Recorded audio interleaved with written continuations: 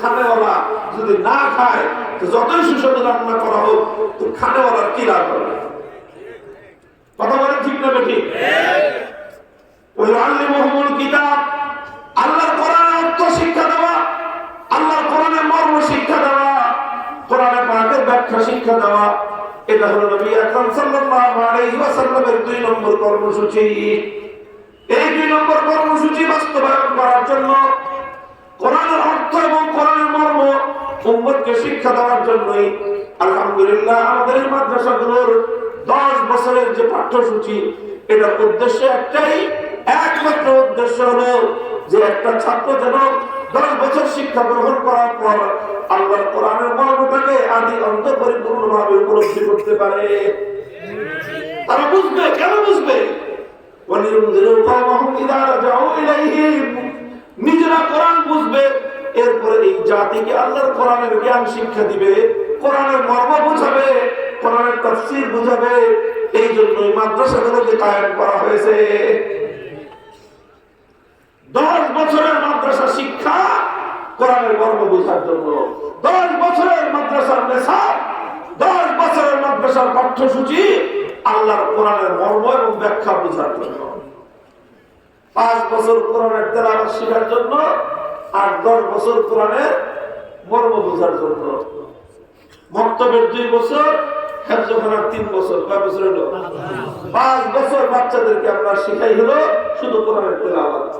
এরপরে শুরু হয় এই 5 বছরের পরে আরো 10 বছরের মেহনত। কি করা হয়? এই 10 বছর এমন একটা শিক্ষা তাকে দেওয়া হয় যে শিক্ষার মাধ্যমে একজন শিক্ষার্থী আল্লাহর কোরআনের পূর্ণাঙ্গ মর্ম উপলব্ধি করতে পেরে জাতিকে সেই বিষয়ে অবগত করতে পারে। তাহলে এই মাদ্রাসার দরকার আছে না নাই? নবীওয়ালা কর্মসূচি সমাজের মধ্যে জিন্দা রাখার জন্য এগুলোই হলো প্রধান মার্কাজ। এই জন্য যারা সমাজে আল্লাহ নবীর আদর্শ বাস্তবায়িত হোক এটা যারা চায় না, যারা আল্লাহ নবীর আনিত আদর্শ মোতাবেক সমাজ দেখতে চায় না, যারা আল্লাহর পয়গম্বরের আদর্শের সোনালী সমাজ দেখতে চায় না, যারা আল্লাহ নবী মুহাম্মদ আরবি সাল্লাল্লাহু আলাইহি ওয়াসাল্লামের দ্বীন দুনিয়াতে জিন্দা থাকুক চায় না, তারাই কেবলমাত্র মাদ্রাসার দুশমন। মাদ্রাসার শিক্ষাকে কটাক্ষ করে, মাদ্রাসার শিক্ষাকে নানাভাবে নেগলেক্ট করার চেষ্টা করে। এগুলো হলো হয় মূর্খতার কারণে করে, আর না হয় বিদ্বেষের কারণে করে। এবং এই বিদ্বেষ আল্লাহ রাসূলের প্রতি, এই বিদ্বেষ ইসলামের প্রতি, এই বিদ্বেষ আল্লাহর কোরআনের প্রতি, এই বিদ্বেষ স্বয়ং আল্লাহর প্রতি। এজন্য যারা মাদ্রাসার প্রতি বিদ্বেষ রাখে তাদের প্রতি আমরাও বিদ্বেষ রাখি। কারণ মাদ্রাসার প্রতি বিদ্বেষ প্রমাণ করে তার বিদ্বেষ কোরআনের প্রতি, তার বিদ্বেষ আল্লাহর রাসূলের প্রতি, তার বিদ্বেষ ইসলামী সমাজ গঠনের প্রতি। সুতরাং যে ইসলামের প্রতি বিদ্বেষ রাখে তার সঙ্গে আমাদের কোনো বন্ধুত্ব নাই।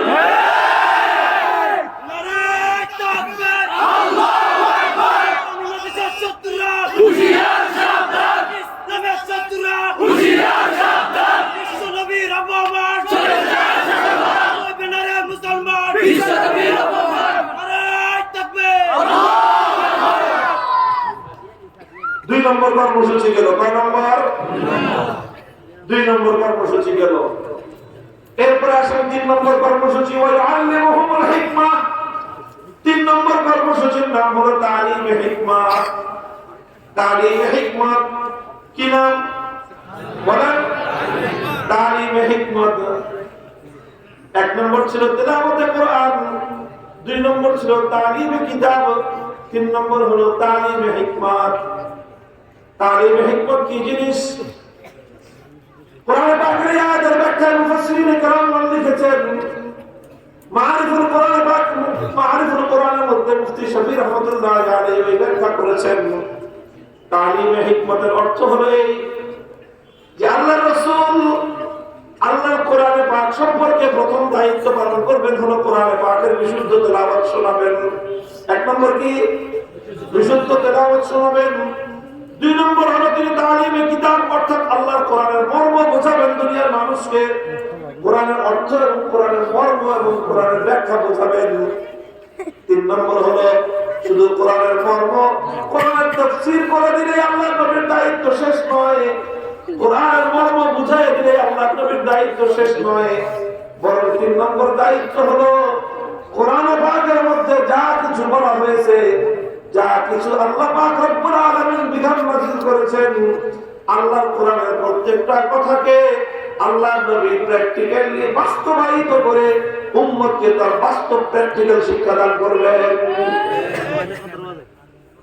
দেখেন আপনারা যারা জেনারেল এডুকেশন স্কুল কলেজে পড়াশোনা করছেন, বিশেষ করে যাদের সায়েন্স ব্যাকগ্রাউন্ড আছে না, তারা খুব ভালো করে বুঝবেন সায়েন্সের মধ্যে কেমিস্ট্রি, পদার্থবিজ্ঞান সহ আরো বেশ কিছু সাবজেক্ট আছে, এগুলো শুধু বই পড়ালে হয় না, এগুলোর জন্য আলাদা ল্যাব প্রয়োজন হয়। এই জন্য স্কুলে স্কুলে সায়েন্সের প্রত্যেকটা স্কুলে আলাদা ল্যাবরেটরি আছে, আছে না? যারা মেডিকেলে পড়ে জিজ্ঞাসা করেন, মেডিকেলে যখন একটা স্টুডেন্ট পড়াশোনা করে তো টিচাররা সেখানে শুধুমাত্র মেডিকেলের বই পড়ায় দিলেই ডাক্তার হওয়া যায় না, বরং প্রত্যেকটা টিচার, প্রায় সকল টিচার তার ক্লাসে লেকচার যেমন দেন, তিনি যেমন পড়ান, বই পড়ান, প্রত্যেকটা মেডিকেল কলেজে প্রত্যেকটা ছাত্রের জন্য সেখানে ল্যাব আছে, সেখানে গিয়ে প্র্যাকটিক্যাল শিখতে হয়। এবং সেখানে মেডিকেলের ল্যাবরেটরি গুলোতে একটা মানুষের মাথা থেকে পা পর্যন্ত, চুল থেকে নখ পর্যন্ত প্রত্যেকটা অঙ্গের আলাদা আলাদা ডিসপ্লে সেখানে আছে। সেখানে টিচাররা আগে প্রথমে লেকচার দেন বইয়ের মধ্যে, এরপরে ল্যাবে নিয়ে ছাত্রদেরকে দেখায় যে এই জায়গা থেকে রগ আছে, এই জায়গা দিয়ে রগের আর এভাবে আছে, কাটলে অপারেশন করলে এখান দিয়ে কাটতে হয়, এখান দিয়ে কাটা যায় না, এখান থেকে রক্ত এইভাবে গেছে, ওখান দিয়ে এইভাবে আসছে, এই নার্ভ এইভাবে গেছে, সব কিছু প্র্যাকটিক্যালি না শেখানো পর্যন্ত বই মুখস্থ করে কোনোদিন কোনো ব্যক্তি ডাক্তার হতে পারবে না। কারণ বিষয়টাই হলো প্র্যাকটিক্যাল বিষয়। এটা প্র্যাকটিক্যাল বিষয়, শুধু থিওরি শিখলে, প্র্যাকটিস না করলে, প্র্যাকটিক্যাল না শিখলে এটার জ্ঞান পূর্ণ হয় না। আল্লাহর কোরআন এটা কোনো থিওরিটিক্যাল গ্রন্থ নয়। কোরআনে পাক যেরকম এর মধ্যে থিওরি আছে, কোরআনকে পরিপূর্ণ বুঝতে হলে এর প্র্যাকটিক্যাল বুঝতে হবে। না বুঝা পর্যন্ত কোরআনের উপর আমল করা সম্ভব না। এই জন্য মুহাম্মদ রাসূলুল্লাহ সাল্লাল্লাহু আলাইহি ওয়াসাল্লামের 3 নম্বর দায়িত্ব হলো, 1 নম্বর আপনি তেলাওয়াত করলেন, 2 নম্বর আপনি মানুষকে তার ব্যাখ্যা শেখালেন, মানুষকে তার মর্ম শেখালেন, এবার 3 নম্বর কাজ হলো রবি আপনি আপনার উম্মতকে নিয়ে এবার আল্লাহর কোরআনের পাকের লাইব্রেরিতে যান, মানুষকে সেখানে নিয়ে কোরআনের প্র্যাকটিক্যাল দেখান।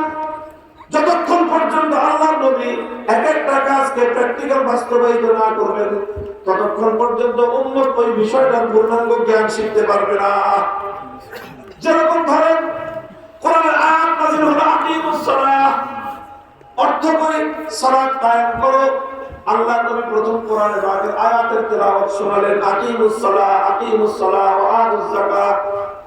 আয়াতের তেলাওয়াত শোনালেন, 1 নম্বর দায়িত্ব পালন হলো। তারপরে আকিমুস সালাত, ইকামতের অর্থ কি বোঝালেন, সালাতের অর্থ কি সেটা বোঝালেন, যে সালাত অর্থ এখানে দোয়া নয়, দুরূদ নয়, রহমত নয়, বরং এখানে সালাত অর্থ হলো নামাজ, একটা ইবাদত। যে ইবাদতের মধ্যে কওমা থাকবে, সেই কওমার মধ্যে সূরা ফাতিহা তেলাওয়াত হবে, কোরআন তেলাওয়াত হবে, তারপরে রুকু হবে, তারপরে সিজদা হবে, রুকু সিজদার মধ্যে তাসবিহ থাকবে, তারপরে জিলসা জলসা হবে, তারপরে কাদা হবে, যেখানে তাশাহুদ থাকবে। এই সব কিছু মিলায়ে তাহলিলুহা তাসলিম, তাহরিমুহা তাকবীর ওয়া তাহলিলুহা তাসলিম। তাকবীরে তাহরিমা দিয়ে সালাত শুরু হবে, আসসালামু আলাইকুম দ্বারা সালাত শেষ হবে। পূর্ণাঙ্গ প্যাকেজ। আল্লাহর নবী প্রথমে আল্লাহর কোরআনের ব্যাখ্যার মধ্যে উম্মতকে শিক্ষা দান করলেন। এখানেই শেষ হয় নাই, যাও আমি শিখিয়ে দিলাম, এবার তোমরা বাড়িতে গিয়ে নামাজ পড়ো, এভাবে আল্লাহর নবী দায়িত্ব শেষ করেন নাই। বরং যখন সালাতের অর্থ ব্যাখ্যা সহ শিক্ষা দেওয়া শেষ হলো, এবার আল্লাহ নবী বললেন যে সালাত এমনি আদায় করতে পারবো না, প্র্যাকটিক্যাল শিখতে হবে, আসো আল্লাহ নবী মদিনার মসজিদ নববীতে মিম্বার বানালেন, মিম্বারের উপরে নিচে উঠলেন, মিম্বারের উপর দাঁড়িয়ে 2 রাকাত নামাজ আদায় করলেন। এরপরে উম্মতকে বললেন, সাল্লু কামা রাআইতুমুনি উসাল্লি, আমি যেভাবে প্র্যাকটিক্যাল নামাজ পড়ে তোমাদেরকে দেখালাম, এভাবেই কিয়ামত পর্যন্ত আমার উম্মত তোমরা আমার দেখানো নামাজ অনুযায়ী তোমরা নামাজ আদায় করবা। তুমি যেভাবে বলেন নাই যে সাল্লু কামা আমারতুকুম, আমি তোমাকে যেভাবে বলেছি সেভাবে নামাজ পড়ো, এটা বলেন নাই। আমি তোমাকে যেভাবে নির্দেশ দিয়েছি সেভাবে নামাজ পড়ো, সেভাবে বলেন নাই। যেভাবে আমাকে নামাজ পড়তে বলতে শুনেছো সেভাবে নামাজ পড়ো আল্লাহ নবী, এটা বলেন নাই। আল্লাহ নবী কি বলেছেন? যেভাবে আমাকে নামাজ পড়তে দেখেছো সেভাবে নামাজ পড়ো। তাহলে নামাজ প্র্যাকটিক্যাল শিখতে হবে। কথা বলেন ঠিক না? এটা একটা বিধান দিলাম, নামাজের বিধান দিয়ে বোঝালাম। ঠিক তেমনি ভাবে কোরআন পাকের আয়াত নাযিল হলো, আস-সারিকু ওয়াস-সারিকাতু ফাকতাউ আইদিয়াহুমা জাযাআন বিমা কাসাবা নাকালাম মিনাল্লাহ।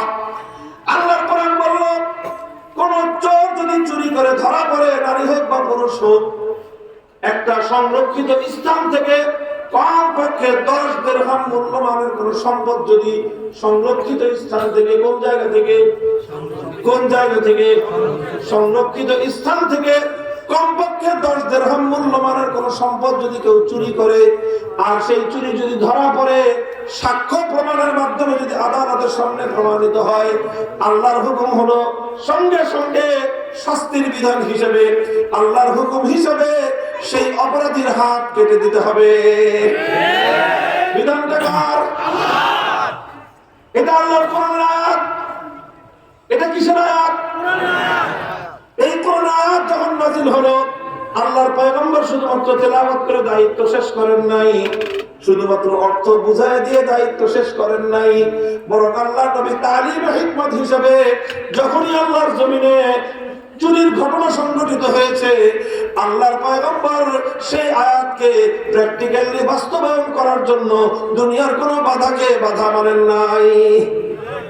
মক্কা বিজয় হলো, মক্কা যেদিন বিজয় হলো, সেই দিন মক্কা নগরীতে চুরির ঘটনা ঘটলো, চুরির অপরাধ প্রমাণিত হলো, একজন নারীর বিরুদ্ধে অপরাধ প্রমাণ হয়ে গেল। নারী সাধারণ কোন নারী না, নাম হলো তার ফাতেমা।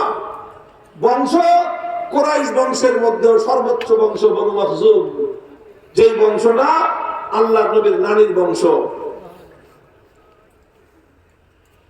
বনু মখজুম নবীর দাদির বংশ, আল্লাহ নবীর দাদির বংশ। সেই দাদির বংশের একটা মেয়ে চুরি করে ধরা পড়লো। মক্কার মানুষ তার গোটা সম্প্রদায় তারা আতঙ্কিত হয়ে পড়লো যে হায় হায়, এখন যদি তার হাত কেটে দেয় আল্লাহ নবী, হাত কাটা যাবে একটা মেয়ের, নাক কাটা যাবে পুরো বংশের। কাজে তারা গিয়ে তদবির শুরু করলো। এমন একটা লোককে ধরলো যে আল্লাহ নবীর কাছের মানুষ, নবীর কাছে গিয়ে বললে নবীজি তার সুপারিশটা শুনবেন। উসামা ইবনে যায়েদ সম্পর্কে আল্লাহ নবীর নাতি হয়, তাকে পাঠালো, যাও তোমার দাদাকে গিয়ে বুঝাও যে এটা তার নিজের দাদির পরিবারের মানুষ, এই মেয়ের যদি হাত কাটা যায় তো পুরা বংশের নাক কাটা যাবে, সঙ্গে সঙ্গে নবীর মান সম্মানও যাবে, কারণ উনি ওই বংশের লোক। তারা মনে করলো যে এইভাবে যদি তাকে বলে দেওয়া হয় তাহলে বুঝি তিনি নিবৃত্ত হয়ে যাবেন, হাত কাটবেন না। যেটা দুনিয়াতে চলে, প্রভাবশালী লোকরা যখন অপরাধ করে তখন তাদের অপরাধের বিচার হয় না। যখন উসামা গিয়ে আল্লাহ নবীর কাছে সুপারিশ করলেন, বুখারী শরীফের হাদিস,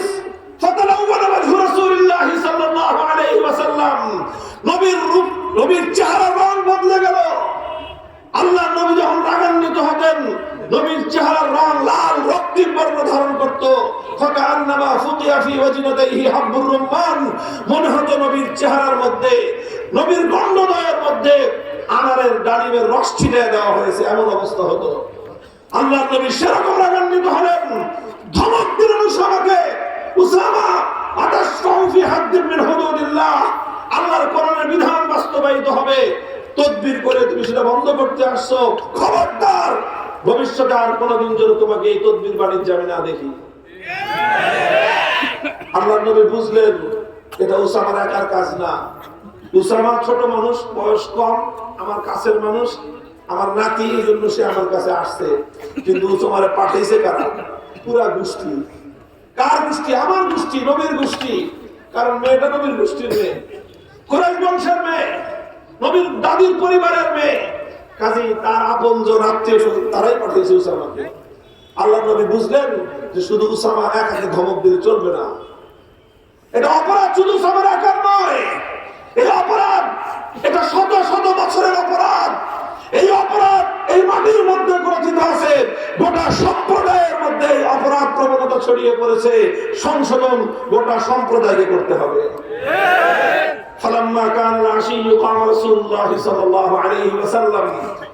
দুপুর বেলায়, বিকাল বেলায় আল্লাহর নবী বললেন, জাতির উদ্দেশ্যে ভাষণ দেব, সবাই জমা হও। কাবা শরীফের সামনে, পবিত্র বাইতুল্লাহর সামনে গোটা মক্কার লোক জমা হলো। আল্লাহর নবী বললেন যে দেখো, ইন্নামা হালাকা মান কানা ক্বাবলাকুম, তোমাদের পূর্ববর্তী অনেক জাতি পৃথিবীতে ধ্বংস হয়ে গেছে। অনেক জাতি ধ্বংস হয়ে গেছে একটা অপরাধের কারণে। কি অপরাধ? নামাজ পড়ে নাই। শুধু নামাজ না পড়ার কারণে গোটা জাতিকে আল্লাহ ধ্বংস করেন নাই। শুধু ইবাদত বন্দেগী করে নাই এই জন্য না, অনেক জাতিকে আল্লাহ পাক ধ্বংস করে দিয়েছেন। তাদের মধ্যে একটা অপরাধ ছিল, সেটা হলো ইজা সারাকা ফীহিমুশ শরীফ তারাকুহু ওয়া ইজা সারাকা ফীহিমুদ দাঈফ আকামু আলাইহিল হাদ। যখন তাদের মধ্যে কোনো সম্ভ্রান্ত, কোন প্রভাবশালী মানুষ, টাকা পয়সাওয়ালা, ক্ষমতাবান, এমপির ভাগিনা, চেয়ারম্যানের দুলাভাই, এমপির শালা, মন্ত্রীর খালু, এই জাতীয় প্রভাবশালী ব্যক্তিরা যখন অপরাধ করত, তখন তারা নানাভাবে এটাকে সিস্টেম করে তারা পার করে দিত। ওয়াইজা সারাকা ফীহিমুদ দাঈফ, আর একই অপরাধ একটা গরিব মানুষ করছে, একটা ঠেলা গাড়িওয়ালা, রিকশা চালক, মেহনতি মানুষ, কৃষক, শ্রমিক, একই অপরাধ করার পর এখন সবাই মিলে কয় যে আইনের শাসন কায়েম করতে হবে। নিজের দলের লোক ধরা পড়লে পার করে দাও, বিরোধী দলের লোক ধরা পড়লে বলে যে এবার ন্যায় বিচার প্রতিষ্ঠা করা হবে। এটা আল্লাহর নবী বলতেছেন, এটা সেই অপরাধ বিচারের মধ্যে বৈষম্য করা। একই অপরাধ বড় লোক করলে ছেড়ে দিবা, গরিব লোক করলে বিচার করবা। একই অপরাধ ক্ষমতাবান লোক করলে বিচার করবা না, ছেড়ে দিবা। ক্ষমতাহীন লোক করলে বিচার করবা। একই অপরাধ সরকারি দলের লোক করলে ছেড়ে দিবা, বিরোধী দলের লোক করলে বিচার করবা। একই অপরাধ তোমার ছেলে করলে ছেড়ে দিবা, তোমার বিরোধী পক্ষের ছেলে করলে তার বিচার করবা। এই বৈষম্য যখন জমিনের মধ্যে কায়েম হয়, আল্লাহ এতটাই রাগান্বিত হন, গোটা জাতিকে আল্লাহ ধ্বংস করে দেয়।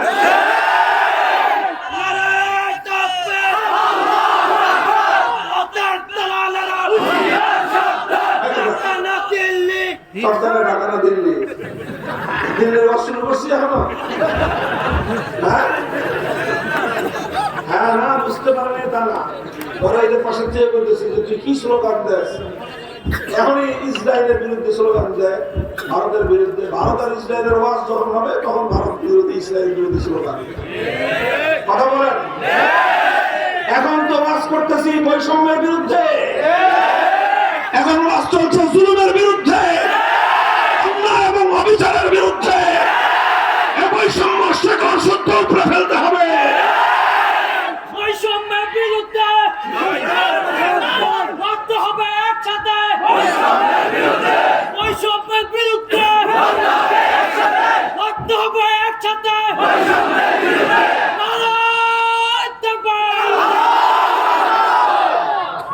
মুহতারাম হাজির, মাশাআল্লাহ, এই তো হলো স্লোগান। কথা যখন যেই তারে আসবে স্লোগান হবে। আমি ওয়াজ করতেছি তোমার এখন বৈষম্যের বিরুদ্ধে, তুমি স্লোগান দিতেছো দিল্লির বিরুদ্ধে। কথাটা ঠিক আছে, কিন্তু আরো মনোযোগ হয়ে যাবে। হ্যাঁ, মুহতারাম হাজির, কথাই জায়গাটায় যদি হে সমাজ তোমরা যদি আল্লাহর কোরআনকে অনুধাবন করতা, তোমার সমাজ যদি কোরআনকে বুঝতো, তোমার সমাজ যদি কোরআনকে ধারণ করত, তো 2024 সালে এসে বৈষম্যহীন দেশ গড়বার জন্য 2000 তরবাজা প্রাণ যেত না। এই সকল যুবকদেরকে তরুণদেরকে স্যালুট জানাই যে তারা সেই কথাই বলেছে যে কথা আমার কোরআন বলেছে। তারা যে কথা তারা সেই জন্য মাঠে নেমেছে যে কথা আল্লাহর পয়গম্বর বলেছেন। দেখেন বেইনসাফি সাধারণ কোন অপরাধ নয়। আমরা মনে করি যে জুলুমের বিরুদ্ধে কথা বলা, অত্যাচারের বিরুদ্ধে কথা বলা, বেইনসাফির বিরুদ্ধে কথা বলা, এটা তো নেতা নেত্রীর কাজ, আর হুজুরদের কাজ হলো শুধু নামাজ রোজার কথা বলা। এই ধারণা বদলান। ইনসাফ, ন্যায় বিচার, এটা সেই নেক কাজ। আমি গভীর মনোযোগ দিয়ে শুনেন, ইনসাফ কায়েম করা সেই নেক কাজ যে নেক কাজের জন্য আল্লাহ পাক সমস্ত নবী রাসূলদেরকে পাঠিয়েছেন। বিশ্বাস না হলে কোরআন খুলেন, সূরাতুল হাদীদ পড়েন। লাকাদ আরসালনা রুসুলানা বিল বায়িনাতি ওয়া আনজালনা মাআহুমুল কিতাবা ওয়াল মিজানা লিয়াকুমান নাসু বিল কিসত। আল্লাহ বলতেছেন, আমি যুগে যুগে যত নবী রাসূল প্রেরণ করেছি, কেন প্রেরণ করেছি, উদ্দেশ্যটা কি? আল্লাহ বলেন, সমস্ত নবী রাসূলদেরকে প্রেরণ করলাম, তাদের কাছে আসমানি শরীয়ত আর আসমানি কিতাব নাযিল করলাম।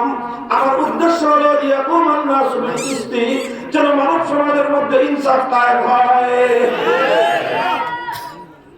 আরে ভাই, ইনসাফ কায়েম করার জন্য নবীরা এসেছেন। এখন নায়েব নবীরা ইনসাফের কথা বললে হুজুর রাজনীতির ওয়াজ বন্ধ করেন। এই সমস্ত অপকর্ম করেছে আওয়ামী লীগ। আমাকে যদি জিজ্ঞাসা করেন আওয়ামী লীগের বিরুদ্ধে হুজুর আপনি এত খেপা কেন, মূল কারণ এটাই যে তারা আলেম ওলামারা যখনই ইনসাফের কথা বলতো, বৈষম্যের বিরুদ্ধে যখন কথা বলতো, রাষ্ট্রীয় অন্যায় অবিচারের বিরুদ্ধে আলেমরা কথা বললে টুটি চেপে ধরার চেষ্টা করত।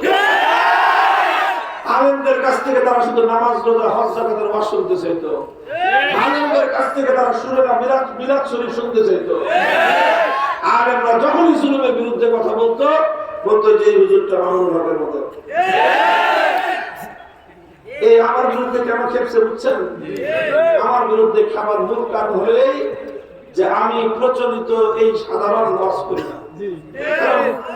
সাধারণ ওয়াজকে আমি গুরুত্বহীন বলতেছি না, এই ওয়াজ করার লোকের অভাব নেই।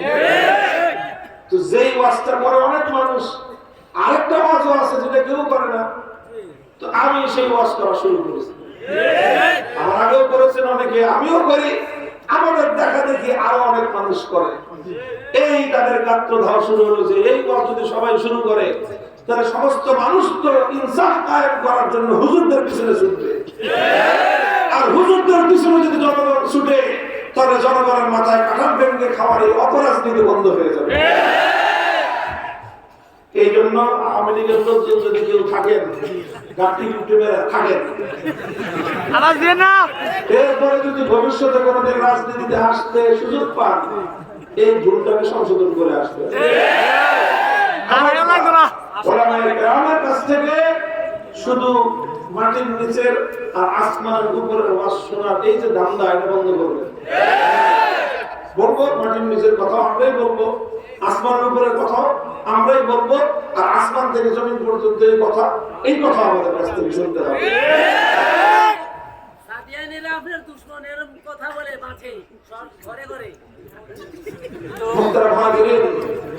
এটা হলো তাদের একটা বড় সমস্যা। এই সমস্যা তাদের কাছ থেকে বিভিন্ন জায়গায় সংক্রমিত হয়। যাদের সঙ্গে আলেমদের বিরোধ, যাদের সঙ্গে আলেমদের যখনই বিরোধ হয়, তখনই তারা এটাকে হাতিয়ার হিসেবে ব্যবহার করার চেষ্টা করে। বুঝেন না যে বিএনপি যারা সব জবাব বেশি করে। আওয়ামী লীগের এই দোষ আস্তে আস্তে বিএনপির মধ্যে সংক্রমিত হয়েছে। এক সময়দের মধ্যে এই দোষটা এত ছিল না। এখন তাদের মধ্যে প্রচুর লোক তৈরি হয়েছে যারা আলেম সমাজের কাছ থেকে ধর্মীয় অনুষ্ঠানগুলোতে অন্যায়ের বিরুদ্ধে, জুলুমের বিরুদ্ধে, বৈষম্যের বিরুদ্ধে কথা শুনতে পছন্দ করে।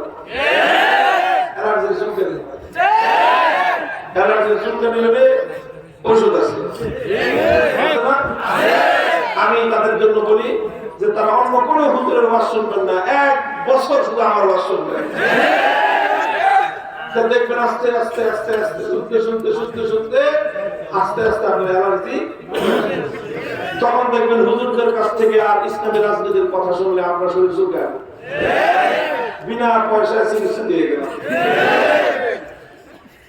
সত্য কথা বলতেছি না, যে যাদের এই সমস্যা তারা এই ধরনের ওয়াজ বেশি শুনবে, যে কথা শুনলে চুলকানি হয়, দেখবেন শুনতে শুনতে শুনতে শুনতে এক সময় এই এলার্জি ভালো হয়ে যাবে ইনশাআল্লাহ। আর যদি ভালো না হয়, মনে রাখবেন আপনাদের গাত্র না হয় বলে আল্লাহর কোরআনের সেই কথাগুলো বলা আমরা বন্ধ করব না। আমাদের কোরআনের কথা বলেই যাব। এতে কোন মত বিলাই যুগম চলতে চলতে তুমি যদি ধ্বংস হয়ে যাও, তুমি ধ্বংস হয়ে যাবে। আল্লাহর কোরআনের কথা চলছেই, চলতেই থাকবে ইনশাআল্লাহ।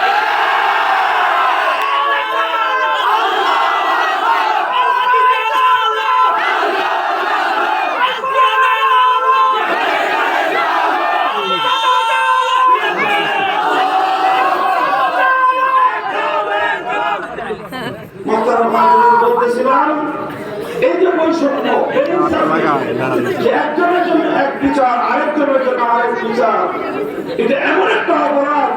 এটা আমার কথা নয়, এটা আল্লাহর নবীর কথা, এটা নবীর হাদিস, বুখারী শরীফের হাদিস, অন্য কোন কিতাবের না, সরাসরি বুখারী শরীফ, মুসলিম শরীফের মধ্যে হাদিসে একাধিকবার বর্ণিত হয়েছে যে আল্লাহ পাক রব্বুল আলামিন বহু জাতিকে ধ্বংস করে দিয়েছেন শুধু এই জন্য যে দুর্বলের উপর ন্যায় বিচার করত আর সবলকে ছেড়ে দিতেন। এরপরে নবীজি যে কথাটা বলছেন সোনার অক্ষরে লেখা, যে তোমরা আজকে মনে করেছো যে আমার দাদির গোষ্ঠী মানুষ চুরি করছে দেখে আমি ছেড়ে দিব, শুনে রেখো ওয়াল্লাহ লাউ আন্না ফাতিমা বিনত মুহাম্মাদিন সারাকাত লাকাদাতু ইয়াদাহা, আমার গোষ্ঠীর মেয়ে না, আমি নবী মুহাম্মদুর রাসূলুল্লাহর কলিজার টুকরা ফাতিমা যদি আজকে চুরি করত, খোদার কসম খেয়ে বলি আমি মুহাম্মদ আরবি তার হাত কেটে দিতাম। বিচার করেন, অন্যের গোলার বিচার করা সহজ, অন্যের ছেলের বিচার করা সহজ। অপরাধ করলে নিজের ছেলের বিচার যে করতে পারে সেই হলো ন্যায় বিচার। আল্লাহ বুঝবার তৌফিক দান করেন।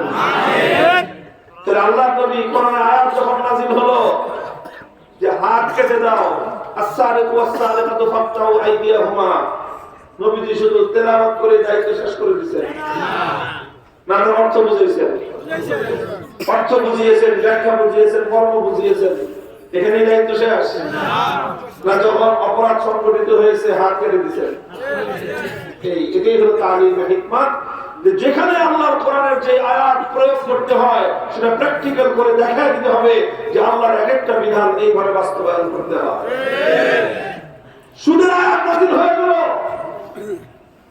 ইয়া আইয়ুহাল্লাযীনা আমানুত্তাকুল্লাহা ওয়া যারু মা বাকিয়া মিনার রিবা ইন কুনতুম মুমিনিন। আল্লাহর কোরআনের আয়াত নাযিল হয়ে গেল, হে ইমানদাররা, যদি তোমরা আল্লাহকে ভয় করে থাকো তাহলে সুদকে তোমরা তরক করো, সুদকে তোমরা ত্যাগ করো।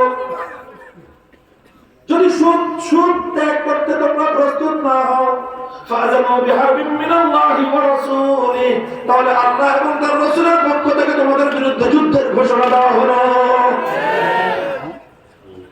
শুধু যুদ্ধের ঘোষণা দিয়ে আল্লাহ নবী বাড়িতে ঘুমাইছেন না, সুদের আয়াত নাযিল হলো, নবীজি সুদের আয়াত তেলাওয়াত করে শোনায় দিলেন, সুদ কাকে বলে ব্যাখ্যা করে বুঝায় দিলেন, সুদ কাকে বলে ব্যাখ্যা করে বুঝায় দিলেন, সুদ কিভাবে হয় সব বুঝায় দিলেন। বুঝায় দিয়ে নবীজি দায়িত্ব শেষ করেন নাই, বরং এটা প্র্যাকটিক্যাল বাস্তবায়ন করেছেন। সুদকে সমাজ থেকে শেকড় শুদ্ধ উপরে ফেলেছেন। কিভাবে উপরেছেন এটাও দৃষ্টান্ত। আল্লাহ নবী এলান করেছেন, আলা ইন্না রিবাল জাহিলিয়াতি মাওযুন তাহতা কাদামাইয়া, হে দুনিয়ার মানুষ শুনে রাখো, আমি মুহাম্মদ আরবি আল্লাহর কোরআনের পক্ষ থেকে ঘোষণা করলাম, আজ থেকে জাহিলিয়াতের সমস্ত সুদ আমার পায়ের নিচে দাফন করলাম।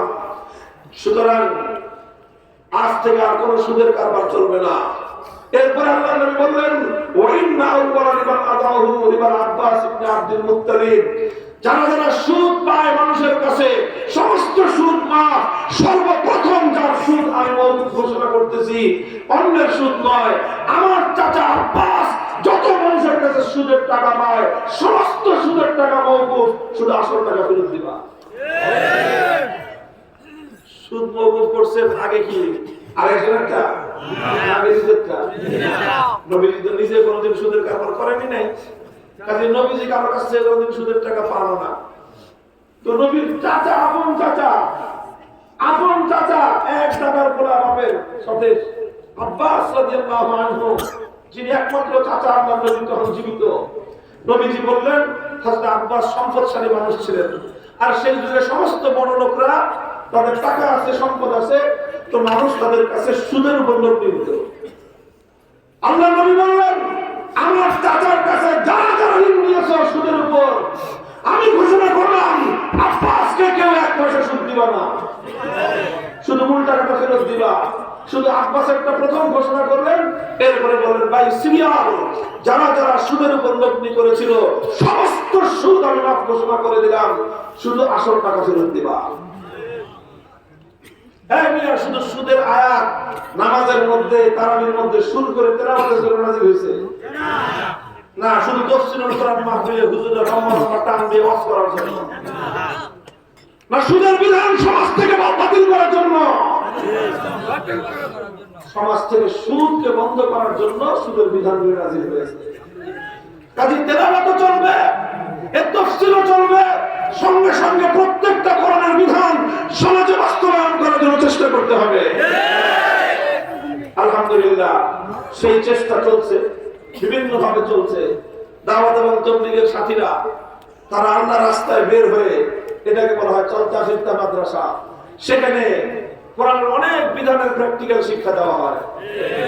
কিভাবে পবিত্রতা অর্জন করবেন, কিভাবে ওযু করবেন, কিভাবে গোসল করবেন, কিভাবে টয়লেট করবেন, কিভাবে মসজিদে ঢুকবেন, কিভাবে মসজিদ থেকে বের হবেন, কিভাবে খানা খাবেন, কিভাবে মসজিদে ঘুমাবেন, কিভাবে নামাজ পড়বেন, কিভাবে রোজা রাখবেন, অসংখ্য অগণিত বিষয় শুধুমাত্র বই পড়ে নয়, বরং প্র্যাকটিক্যালি শিক্ষা দেওয়া হয়। কথা বলেন ঠিক না বেঠিক? আর কিছু কিছু বিধান আছে, সেই বিধানগুলো অবশ্য দাওয়াত এবং তাবলীগে ওইখানে এগুলো নিয়ে আলোচনা করা হয়। আছে বিভিন্ন কারণে। এই যে যেরকম সুদের বিধান কথা বললাম, এই সুদের বিধান সমাজ থেকে উৎখাত করতে হবে। সমাজের মধ্যে আল্লাহর কোরআনের বিধান একটা একটা করে আদালতের মধ্যে বাস্তবায়ন করতে হবে, প্রশাসনের মধ্যে বাস্তবায়ন করতে হবে, রাষ্ট্রের মধ্যে বাস্তবায়ন করতে হবে। সেই বাস্তবায়ন না করা পর্যন্ত সেটার জন্য নিরন্তর সংগ্রাম করে যেতে হবে। আর এটার জন্যই ইসলামী সংগঠনগুলো ওলামায়ে কেরামের নেতৃত্বে রাজনীতির অঙ্গনে নিরলসভাবে কাজ করে যাচ্ছে। এটা হলো তালিমে হিকমতের জন্য। কাজেই যারা ইসলামী রাজনীতির বিরুদ্ধাচরণ করে, তারা শুধু রাজনীতির বিরুদ্ধাচরণ করে না, তারা আল্লাহর কোরআনের বিরোধী। যারা রাজনৈতিক আলেমদের বিরুদ্ধাচরণ করে, তারা শুধু আলেমের বিরুদ্ধাচরণ করলো না, তারা নবুয়তি কর্মসূচির বিরুদ্ধাচরণ করলো, তারা আল্লাহর পয়গম্বরের দুশমন। এটা গেল 3 দফা। তৃতীয় দফা কর্মসূচি কয় নম্বর? তৃতীয় দফা কর্মসূচির নাম ছিল তালিমে হিকমত। কি নাম? 1 নম্বর ছিল তেলাওয়াতে কিতাব, 2 নম্বর ছিল তালিমে কিতাব, 3 নম্বর হলো তালিমে হিকমত। কথা বুঝা গেল? আখেরি কর্মসূচি আল্লাহর পয়গম্বরের ওয়াইযাক্কিহিম, তাজকিয়া। শেষ কর্মসূচি কি বলেন তো? তাজকিয়া। তাজকিয়ার শাব্দিক অর্থ হলো আত্মশুদ্ধি। তাজকিয়া মানে হলো এই, খুব ভালো করে বুঝেন, তাজকিয়াটা সর্বশেষ সবচেয়ে বড় কাজ, সবচেয়ে গভীর এবং সবচেয়ে নিপুণ কাজ।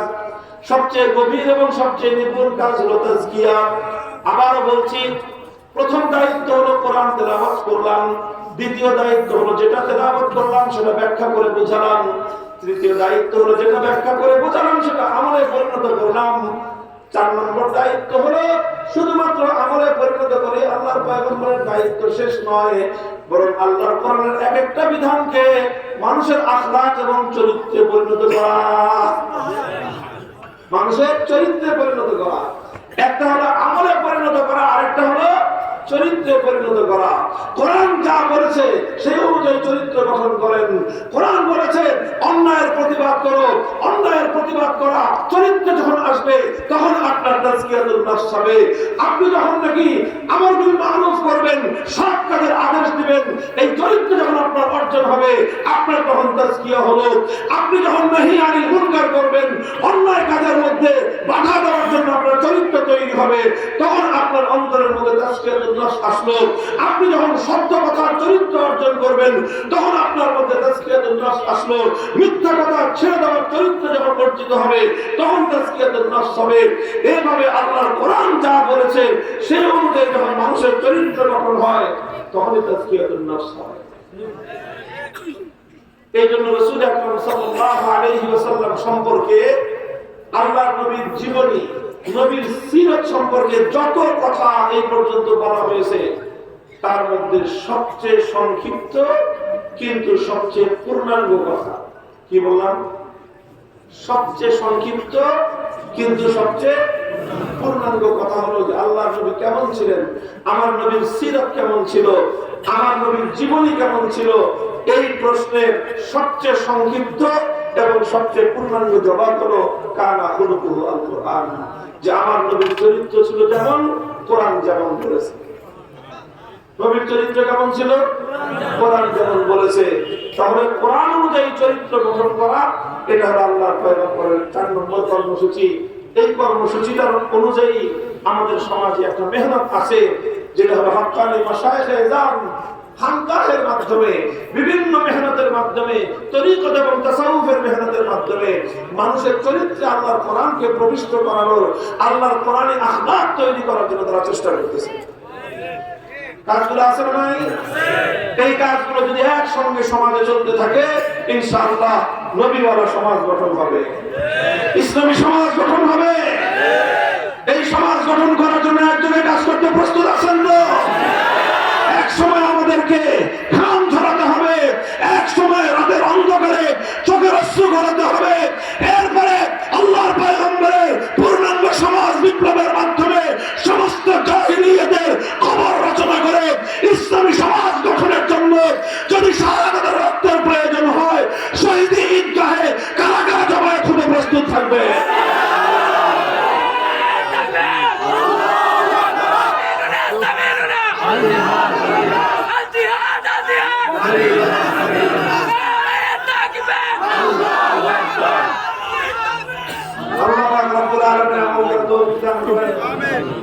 দিল্লির বিরুদ্ধে আসছে কিছু বললাম না, আরেকদিন ইনশাআল্লাহ।